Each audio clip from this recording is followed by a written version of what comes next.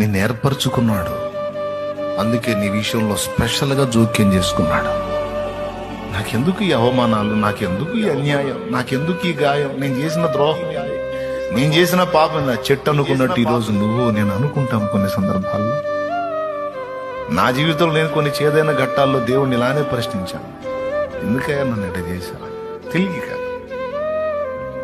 తర్వాత ఇంకా ఏమంటానన్నమాట, ఎందుకంటే నాకు అర్థమైంది ఆయన అన్యాయస్తుడు కాదు. అలా అడవి చెట్లలో నుండి నన్ను కోరుకోవటమే నా అదృష్టం.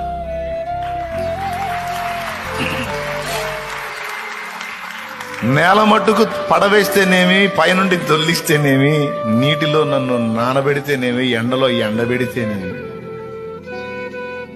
రోజు పని కట్టుకొని గాయపరిస్తేనేమి, నన్ను తీసుకెళ్లి తన ఆలయంలో ఒక స్తంభంగా నిలబెట్టడానికే కదా.